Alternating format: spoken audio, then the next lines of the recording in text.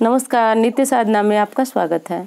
हरतालिका तीज व्रत कोई साधारण व्रत नहीं है। इस व्रत को करने के दौरान आपको कुछ विशेष नियमों का पालन अवश्य करना चाहिए। तो ये विशेष नियम सिर्फ नियम नहीं, बल्कि ये इस व्रत को पूर्ण करने में पूर्णतया मददगार होते हैं। देखिए, यदि आप कोई व्रत रखते हैं तो उसके नियमों का पालन करना आपको बहुत आवश्यक है। ऐसा बिल्कुल नहीं होता है कि आपने कोई व्रत रखा और जितने आधे अधूरे आपने नियम को पालन किया, बस पालन किए। और ये व्रत तो वैसे ही बहुत कठिन व्रतों में एक माना जाता है, क्योंकि इसमें 24 घंटे से भी अधिक समय हमें निर्जला रहना पड़ता है, यानी कि बिना जल के रखना पड़ता है। तो इसमें कुछ विशेष नियम है जिनको कि माता पार्वती ने कहा था, और ये आज का व्रत भी नहीं है। इस व्रत को माता पार्वती ने रखा था शिव जी को पति रूप में प्राप्त करने के लिए। तो शिव का वर्ण माता ने इसी व्रत के द्वारा किए। इसी व्रत से शिव जी उनके ऊपर प्रसन्न हुए और पति रूप में उन्हें, पत्नी रूप में उन्हें स्वीकार किए। तो चलिए देख लीजिए कि इस व्रत का नियम क्या है, क्योंकि इस व्रत में नियम का अपना एक अलग महत्व होता है। क्योंकि ये व्रत हर सुहागिन महिला अपने पति की दीर्घायु के लिए, लंबी आयु के लिए और अपने सुखी दाम्पत्य जीवन के लिए करती है। सबसे पहली चीज तो यह है कि व्रत के दिन आपको बाल धोना नहीं चाहिए, यानी कि केस धो करके स्नान करना व्रत के दिन वर्जित कहा गया है। कारण आप समझ सकते हैं, क्योंकि केस धोने के दौरान जो है वह सिर के ऊपर, मस्तक के ऊपर, सिंदूर के ऊपर जल पड़ता है, जो कि आज के दिन बिल्कुल नहीं होना चाहिए। इसलिए मना किया गया है कि आप एक दिन पूर्व ही बाल को अच्छी तरह साफ कर लें, और साफ करने के बाद आप अगले दिन जो है व्रत को रख सकते हैं। व्रत के दिन जब आपको सुबह सरगई के लिए जगें, सरगई का समय आपको कम से कम 3 बजे ही रखना चाहिए। वैसे मुझे पता है कि जब ये वीडियो आपको मिल रही होगी तो आप सरगई कर चुके होंगे।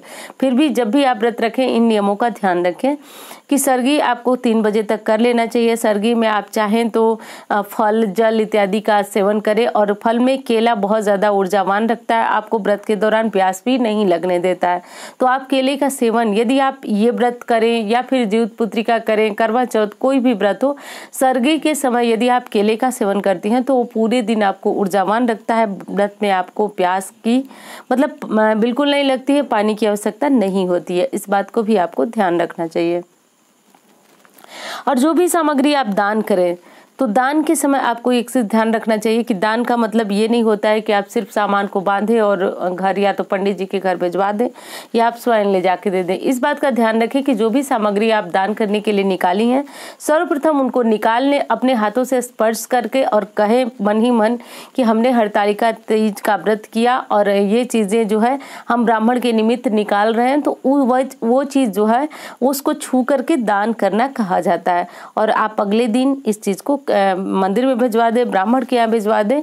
तो ये चीजें आप दान करें, दान की यही सही विधि कही जाती है।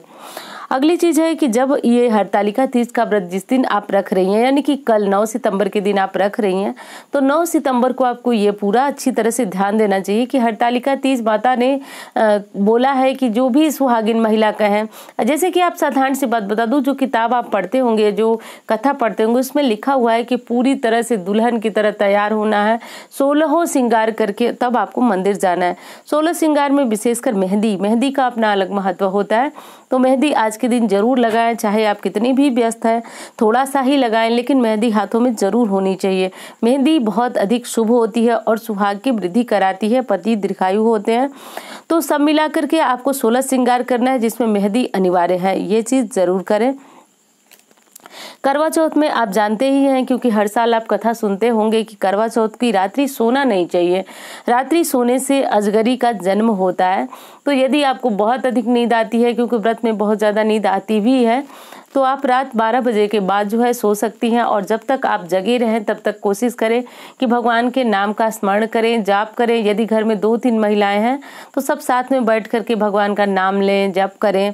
तो इस तरह से भी समय आपका कट सकता है। यदि आप अकेली हैं तो कोई भजन वगैरह सुने, कुछ करें, भगवान का बस नाम लेते रहें, समय कट जाएगा। क्योंकि जो व्रत जिसका हम रखते हैं, शक्ति उसी के द्वारा मिलती है। शक्ति आपको अलग से आवश्यकता नहीं है कुछ भी अर्जित करने की। भगवान खुद शक्ति देते हैं, माता गौरा खुद शक्ति देती है, जिसके द्वारा हम अपना व्रत पूर्ण कर लेते हैं। जैसा कि आप ये भी जानते हैं कि व्रत के दौरान गुस्सा बिल्कुल नहीं करना चाहिए, न किसी का अपमान करना चाहिए।